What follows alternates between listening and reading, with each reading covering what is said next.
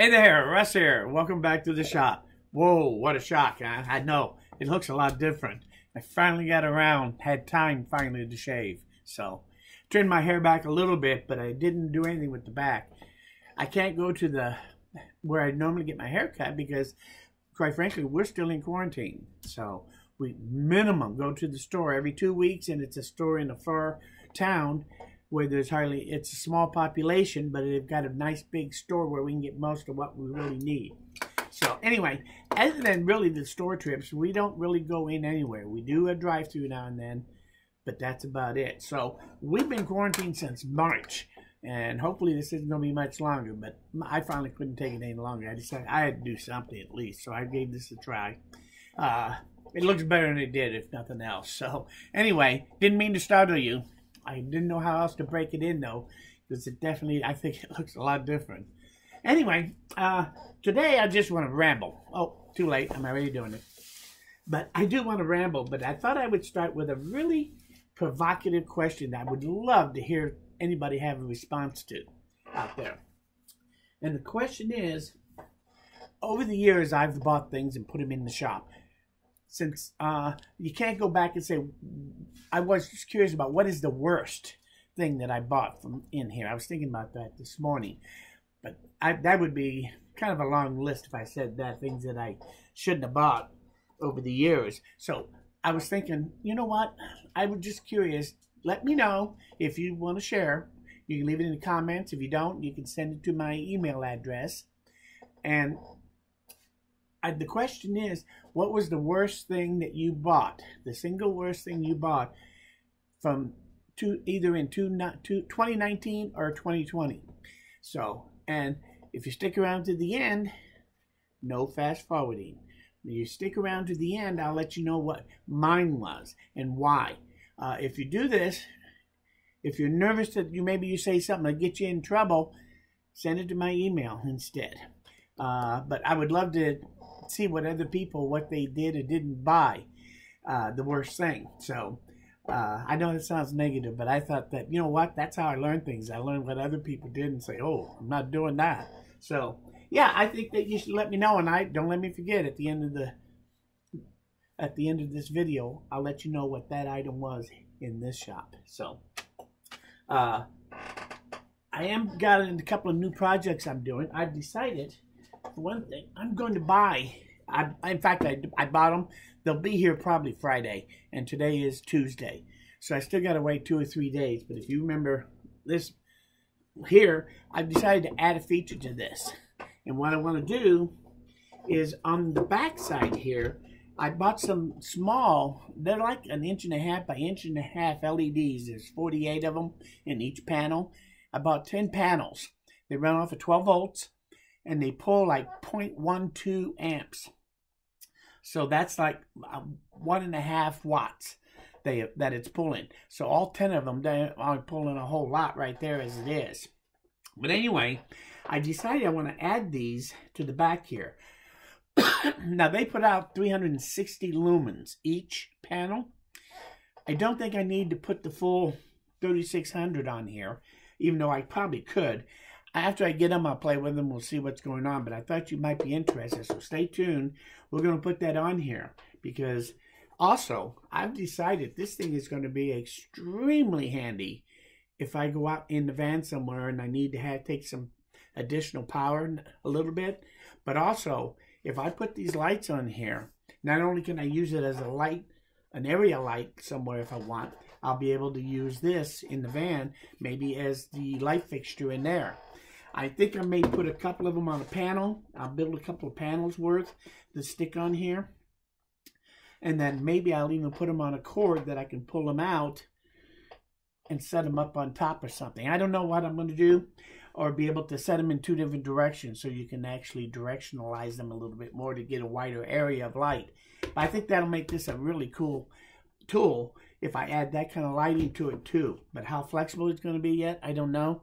But stay tuned because we're going to do that. If you have any suggestions or ideas, let me know. But I think that these little panels are going to be fun to work with. And I think they're actually going to be useful to be able to use in the van build. So if you hadn't guessed, I wrote down these questions, which brings me to my next thing I was thinking about is connectors. Now, I'm going to have to start buying a certain number and certain style of standard electrical connectors for all my jobs that I do in electrical stuff, because as you can tell, sometimes you never know where I'm going to go with that stuff. Anyway, but I really got to thinking, what kind of connectors should I use?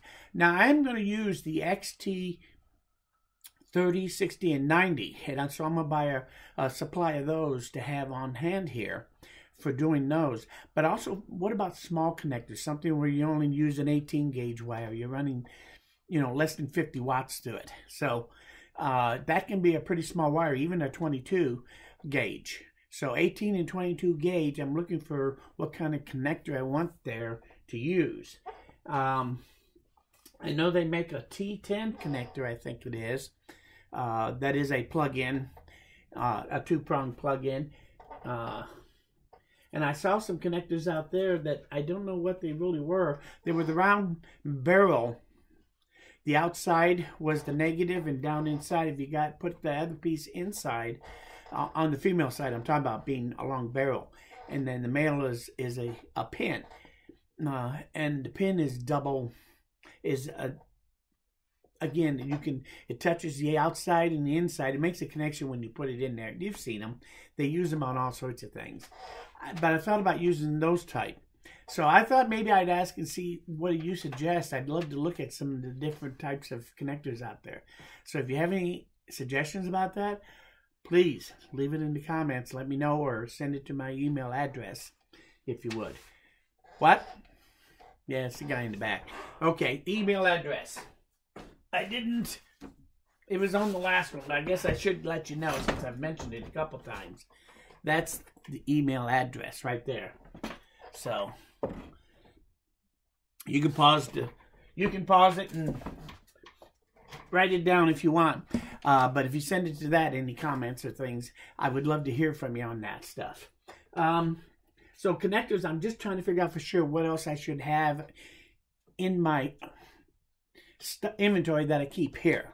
You know, because I keep a certain amount of screws, and I talked about my strategy on screws and that, on hardware. I try to buy everything I can in a 1/4 inch. Carriage bolts in all lengths, of the little inserts, everything you can think of. If it's 1/4 by 20, I usually will buy it and put it in my hardware. That way, I have most of the hardware out there, because I wouldn't want to have to buy that in all the different sizes.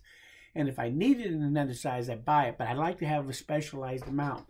I like to use that same method in my connectors. Have only one connector if it's an 18 gauge wire, or maybe something that works on 18 and 22 gauge wire. I don't know. So I'm just kind of looking for a little advice on that sort of thing, if you can figure out what kind of connectors. As far as my van build, I don't know whether you guys want to see it or not. I have taken all the stuff out now. And so I don't know if you want me to take you out there and show it to you. It's getting a little cold out. If I'm going to do it, I should do that pretty quick. Let you take an actual look at the lumber, the cargo rack I got on top and that sort of thing, and look at the whole thing inside while it's empty, so you can get an idea of how it really feels inside this van. And then I can go into the detail again about how I want to make it into a multitasker type unit. And we can talk about that. I don't want to get carried away here today.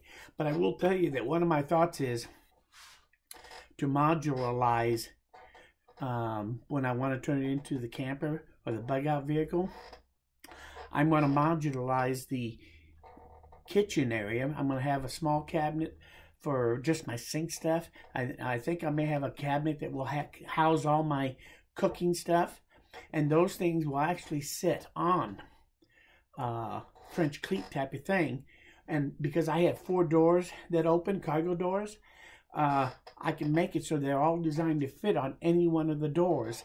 And I can then open up the doors and use them standing outside or closed inside. And I'll be able to take it off and set it out and do it if I'm out camping, let's say.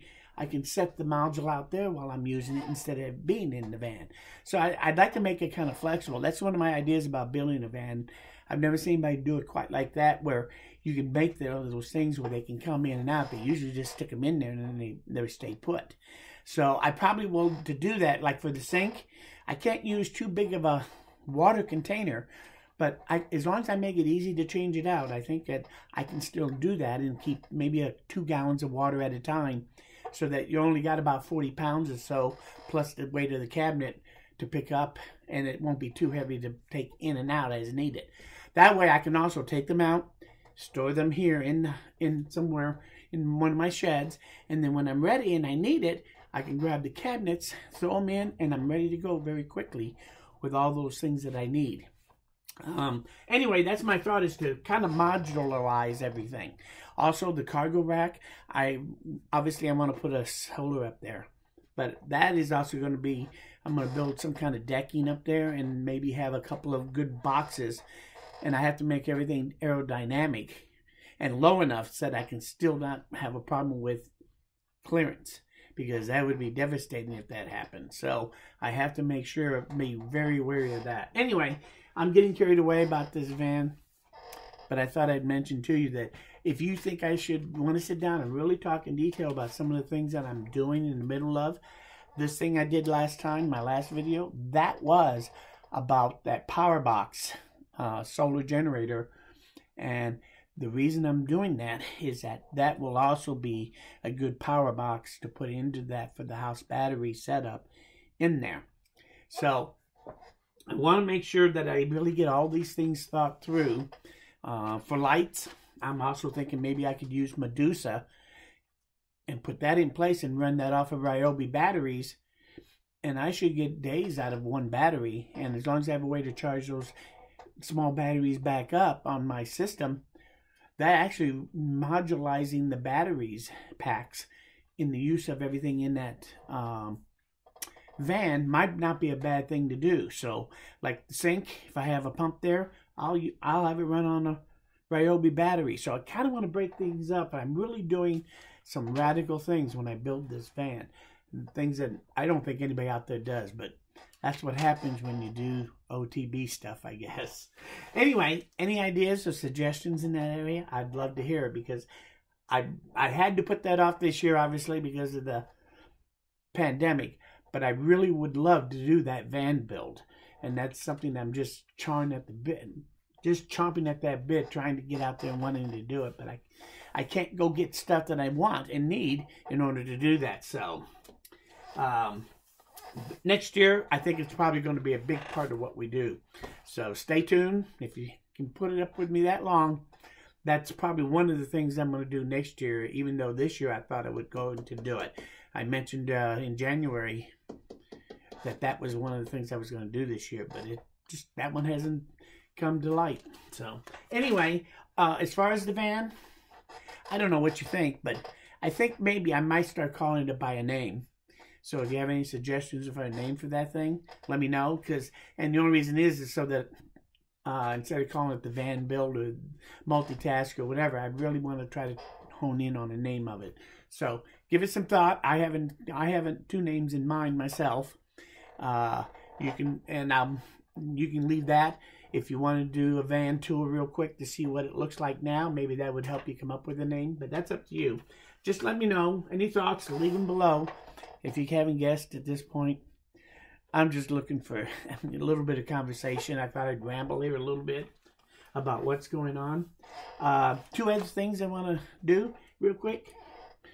Remember those cubes I made? I put some veneer on them. They actually don't look too bad. I got to clean up the corners for where the veneer is all joined together. It's a little messy in places, but that's no big deal. But actually, they're kind of cute little boxes now, cubes. I think what I may do, just for grins, is cut it off so it's a lid. Put a little tiny wood hinge on it to be in there, and then use flocking on the inside completely. Actually, it'd be a nice little box. So I may do that before I'm done. I've been sitting there looking at these now that I did that. And I went ahead and glued them up, and they came out exactly the same size, no matter which way you go. So, I know that idea that I showed you, I know it works, and you can actually expand that out to make any size cube or box that you want without doing any math or any measuring by using this same method, as long as you know what your original length of your front and your back and your sides of your 3 dimensions, what is going to be their dimensions after you do the initial cut. You don't have to worry. You can always keep them so they'll fit together without any problem using this method if you need to. So the cubes, just like I said, I think these are actually going to be cute little boxes. So what? The guy in the back. Yeah, I know, I'm rambling. Hey, I haven't rambled in a long time like this, so today you have to put up with it. So anyway, the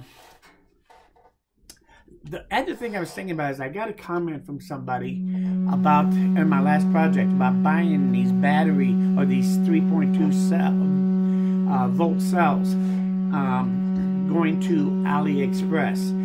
Now, Aliexpress, I've heard about them off and on, but I've never really had a use to go out there and really look at the site or anything. But I did go out there. I did sign up on an account so I can sign in when I go there and keep a wish list in that. And I've been looking at some of their batteries and that and how they do it. I really am having a hard time trying to decide whether I should pull the trigger on Aliexpress or not.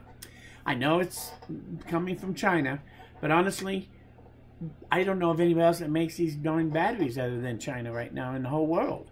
So this is something where, yeah, we can buy them and it's not going to make or break the country or us with them and the spat we're having with them. I think that I'm just going to have to do it this time and buy it rather than trying to avoid it and buy American only. So, but I am really hesitant because of the other issues. The issues of a lithium battery being dangerous if it isn't made properly and things like that. If anybody out there knows of any stories about failure of these things that apply to what we have now, I don't want anything from 5 years ago. We're talking about something recently from the batteries coming out of Aliexpress, especially. I'd love to hear it. I see a lot of positives and reviews. I have not really found any negative other than that story that one fella told me. And quite honestly, I would like to be interested in listening to some of those so I can base an opinion before I pull the trigger on Aliexpress. So any input on Aliexpress is really appreciated. And otherwise, I'm just going to have to figure out if I do it, when, because I really would love to make that lithium battery box. I think it would be a very handy thing to have around here. And so it's a very expensive project, but Aliexpress is actually going to be key, whether or not I should be buying from them or not. So anyway, your thoughts would truly be of value. Whether you think I'll read them or not or listen to them, believe me, I think about everyone when they write something like that. So, I think that's about it. I better quit rambling. This is getting kind of long. But I did tell you that I would tell you about my project. Worst thing I ever bought, the worst thing I ever bought since 2019 or 2020 was this thing right here. And first off, it doesn't even work anymore. It didn't work for 4 months, and then it kind of quit. But I was already extremely angry about buying it after I started figuring out how it really worked, because maybe I didn't pay attention, but I didn't think they made it very clear that you put 6 batteries in here, each one charges up individually and the others wait in line until that one gets done. So if you have 6 batteries that you want to stick it in here, you're going to wait 6 hours to get them done. For what this thing cost, you can buy 3 or 4 single units and get it done quicker by switching them out one time. You can do 6 batteries in 2 hours. So I don't know why I bought it. I do regret it, but I'm going to turn lemon into lemonade here, because these little sockets and these plates, they're going to be very cool for building another one of these. So I'm going to be able to use these sockets, and I have some other possible things I want to make that would be very handy to have, that will run off of the Ryobi battery. And this would be great to have these to be able to use that for the nice plug-in instead of the ones that I make here in the shop. This would be much nicer. So I can get up to 6 plug-ins out of this thing, so it's not going to be a total loss. But that's my worst buy of 2019 and 2020. I love Ryobi. I use all Ryobi only. I don't have any other brand. I made that commitment, just like I did for the hardware.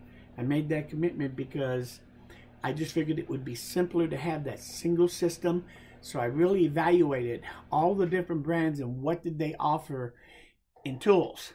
And then I looked at what's the price of these batteries as you buy batteries, because you're always going to buy these batteries over time for these different ones. What's the price of the battery? And I have to tell you, without question, Ryobi won hands down on those two factors. They have the widest array of tools of any of them, and the price of their batteries is a better price than anybody else's out there. So you can say what you want, but I think it was a good choice. But doing that singular is helpful. So when I start using these, like this thing, it was a disappointment, but I do like my Ryobi.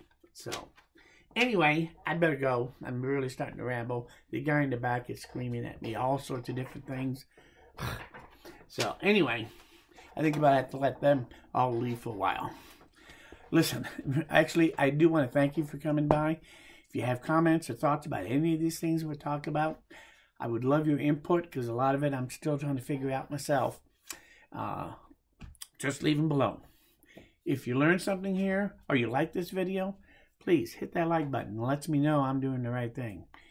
Most importantly, please come back, because I'm nowhere near done. So anyway, thanks, and we'll see you guys again very soon.